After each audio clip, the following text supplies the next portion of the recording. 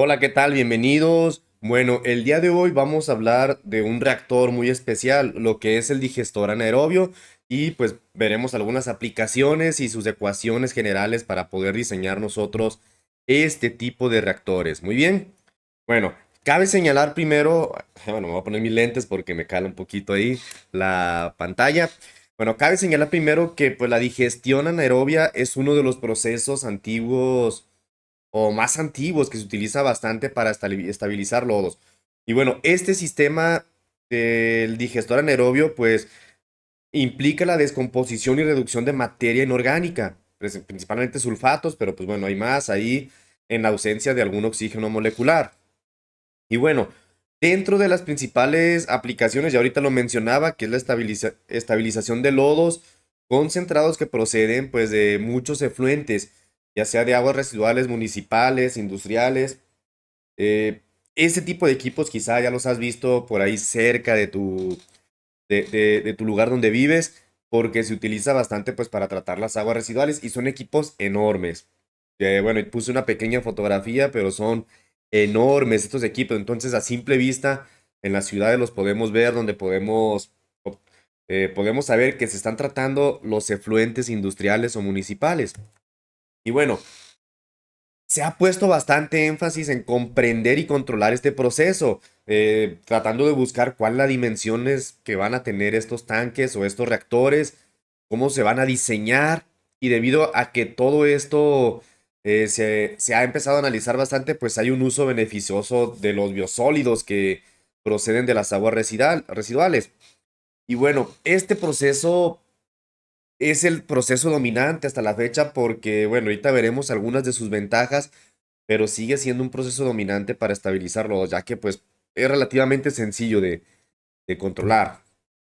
Y bueno, cabe señalar que hay tres tipos de reacciones anaerobias, lo que es la hidrólisis y lo que es la fermentación, donde básicamente nosotros, bueno, convertimos ahí algo de sustrato puede ser en alcohol, o hay algunas fermentaciones que son acetogénicas, y tenemos la metanogénesis, que es para transformar algo de metano. ¿Ok? Prácticamente tenemos nosotros esos tres tipos de reacciones.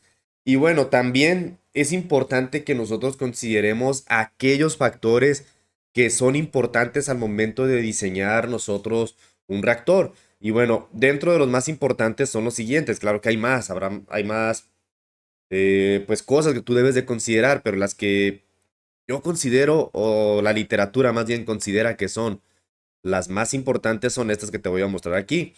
Todos estos los vas a considerar cuando estés tú realizando el diseño de un análisis que tenga que ver con este tipo de reactores, ¿va?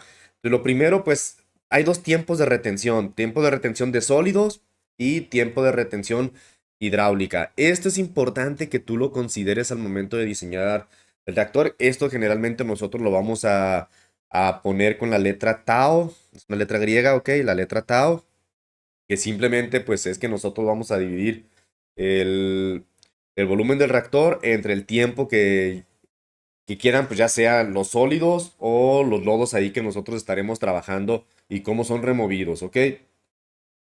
Entonces tenemos nosotros ese tiempo de retención. Además, es importante pues la temperatura en la cual va a operar el reactor. La temperatura pues sí es un factor determinante, pues ya que estamos trabajando con cepas de microorganismos. Entonces, se ven afectados claramente por la temperatura. Hay algunos rangos en los que pueden operar, generalmente, no sé, entre 30 a 38 Celsius, pero claro, hay otros sistemas que están diseñados, pues, que son más termofílicos a rangos de temperatura, por ejemplo, entre 50 y 57 Celsius, etcétera. Eso dependerá, pues, de la cepa con la que estés trabajando, y, pues, en algunos casos se hacen estos digestores como por etapas, para ir controlando la temperatura en distintas etapas de acuerdo pues a la naturaleza que tenga el microorganismo. Es importante pues también el pH, ya que pues la alcanilidad que tenga, eh, que tenga la muestra, o que tenga ahí el reactor, pues es importante porque estamos trabajando con microorganismos. Entonces esos microorganismos pues se van a ver afectados por las condiciones de pH. Pues hay que tener cuidado de que nuestro pH pues esté lo mayormente controlado posible, pues ya que unos pequeños cambios, ya sea que se te haga más ácido o más básico, te pueden afectar bastante en tu reacción, que incluso pueden llegar a detenerla por completo, puede llegar a la muerte del microorganismo. También es importante la presencia de sustancias que inhiben la reacción. Sabemos que existen un montón de sustancias que pueden inhibir la reacción, pueden hacer que no se lleve o incluso que se vayan para otro mecanismo de reacción, que es el que nosotros no queremos ahí con reacciones secundarias. Y por último, pues la disponibilidad de los nutrientes, ¿ok? ¿Cuál es el sustrato que va a tener el microorganismo si va a estar siempre disponible durante todo el proceso o durante toda la etapa de la digestión anaerobia? Entonces, esos factores son bien importantes que tú los tomes en cuenta al momento de diseñar tu reactor, ¿va? Algunos quizá, pues no es necesario que los pongas dentro de las ecuaciones, pero sí es importante que logremos controlar estos parámetros. Muy bien. Ahora, ¿en qué consiste? Pues el digestor anaerobio es un reactorcito donde nosotros vamos a tener pues entrada de lodos, nosotros le llamamos lodos activados, entran, ok, tenemos una entrada, tenemos también nosotros un calentador de esos lodos, pues recuerda que tienen que estar a una temperatura óptima para que pueda trabajar ahí el microorganismo. Entonces, pues ahí tenemos un intercambiador de calor que va a estar tratando de controlar esa temperatura, de mantenerla pues, lo más estable posible. Tenemos también pues una salida, ¿ok? Tenemos entonces un agitador, que eso se va a encargar de que la mezcla o que tratemos de que sea una mezcla casi perfecta. ¿Y qué es lo que se produce en las reacciones de los digestores anaerobios? Pues bueno, lo que se produce generalmente es metano y dióxido de carbono. Pues por eso me interesa, porque el metano se va a producir en este tipo de reactores. Muy bien, observa que no hay entrada de aire, no hay oxigenación aquí. Está cerrado y estamos obteniendo principalmente metano y CO2. Muy bien. Entonces, las ecuaciones clave que nosotros vamos a tener para este tipo de reactores, pues son las siguientes. Y tenemos algunas ecuacioncitas. Lo primero, pues será el volumen de los lodos. Pueden ser contabilizados por esta formulita que te voy a pedir que la encierres porque la vas a necesitar. Esta fórmula. ¿Y qué significa cada uno de esos parámetros? Bueno, bien fácil. Vamos a ponerlos, los voy poniendo en el orden en que están ahí apareciendo. Entonces, tenemos ahí la masa de sólidos, MS, ¿qué va a ser? Masa de sólidos, ¿ok? De sólidos húmedos. Pues masa de sólidos húmedos. Vamos a llamar así, masa de sólidos. ¿Y qué unidades debe de tener? Bueno, como estamos hablando nosotros de masa, pues las unidades que debe de tener, pues tendrán que ser unidades de masa. Y pues es importante porque las ecuaciones que vamos a manejar, algunas son empíricas, entonces pues el tipo de unidades pues será muy importante, ¿ok? Entonces tenemos masa de sólidos, mm, perdón, había dicho húmedas, son seca, ¿ok? Masa de sólidos seca en kilogramos. Luego después el siguiente parámetro que tenemos ahí, la ρ con W. Bueno, pues eso será el peso específico del agua. No me gusta decirle peso específico, yo no sé por qué todavía la literatura se empeña en decir peso, porque realmente pues no es un peso específico. Para mí, pues me es más fácil llamarlo como una densidad, porque el peso es una fuerza, ¿ok? La densidad del agua, pues sería 1000 kilogramos por metro cúbico, para tratar de dejarlo en las mismas unidades, ¿va? Y luego tenemos ahí nosotros S subíndice S. Bueno, esa sí es la gravedad específica de los lodos, ¿ok? Entonces, vamos a ponerle ahí, pues, densidad específica de los lodos. O peso específico. Recuerda que ese peso específico generalmente, pues las unidades del peso específico, pues no las tiene. Por eso me gusta más llamarle así, como peso específico o gravedad específica. A lo mejor lo habrás escuchado, ¿va? Luego lo voy a poner aquí en color verde porque también es muy común que se le llame como gravedad específica o peso específico. Más bien lo he escuchado más que gravedad específica. Peso específico es adimensional, ¿ok? Y tenemos otro factor también que sería la P subíndice S. Ese pues va a ser el porcentaje de sólidos, ¿ok? Pero bien importante, recuerda que el porcentaje de sólidos, bueno, cualquier porcentaje, es una fracción, entonces le voy a poner incluso hasta en color rojo que tiene que estar en forma decimal, ¿ok? Es decir, si tú tienes, por ejemplo, un porcentaje del 43%, recuerda que esto es 43 sobre 100 o es equivalente a 0.43. Es bien importante entonces que los porcentajes los estés expresando tú de manera decimal en esta ecuación para poder contabilizar el volumen de los lodos, ¿va?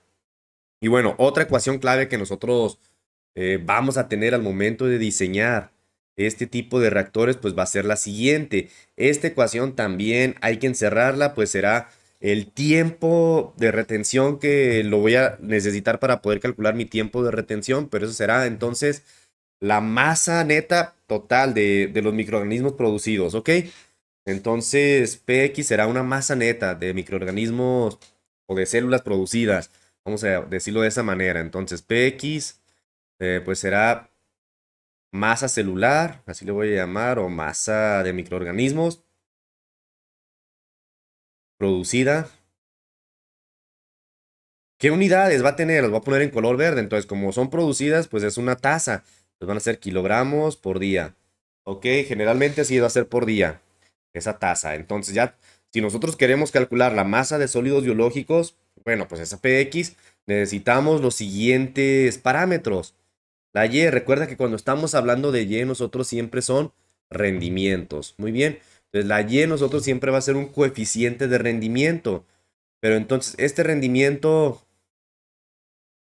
¿qué va a ser? Bueno, pues este rendimiento pues será los sólidos disueltos que tenemos ahí entre la demanda bioquímica de oxígeno que tenemos. Entonces, es importante que también pues manejemos las unidades porque vamos a tener ahí sus rendimientos de masa. Vamos a tener rendimientos que son másicos y es importante entonces que tú lo tengas siempre, siempre presentes. Ahí nosotros al momento del diseño de ese tipo de reactores. Entonces, ¿qué unidades va a tener este rendimiento? Bueno, recuerda que los rendimientos pues son adimensionales, pero te están teniendo ahí, eh, lo que están teniendo es expresado una más arriba y una más abajo. Es decir, por eso queda de manera adimensional ese rendimiento. Muy bien, es bien importante que lo tengamos el rendimiento. De hecho, lo había puesto en color azul. Vamos a ponerlo aquí en color azul. ¿Va? Y el siguiente parámetro que tengo aquí en esta ecuación, bueno, es bien importante. El siguiente, pues tenemos que son las S, ya sea S sub 0, voy a empezar con S sub 0 y la otra S. Bueno, los dos representan algo muy similar. La S sub 0 pues será lo que entra, ¿ok?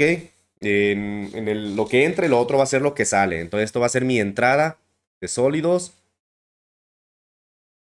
y el otro será mi salida. La O, acuérdate que entrada o inicial, por eso le ponemos ahí el O de un 0. ¿Y qué unidades pues debe de tener este? Si va a tener unidades, generalmente son unidades de concentración, gramos por metro cúbico, pero bueno, pues habrá que ver ahí, a lo mejor tendrás que cambiar las unidades, dependerá de cada uno de los problemas con los que estemos trabajando. Quizá cambiemos unidades, a lo mejor sí, a lo mejor lo más usual que yo he trabajado al momento de hacer estos diseños es de que nosotros tengamos ahí, pues, expresado de cómo entra y cómo sale, a lo mejor como tipo tasa. Entonces, esas heces, pues, podrán estar expresadas también como kilogramos sobre día.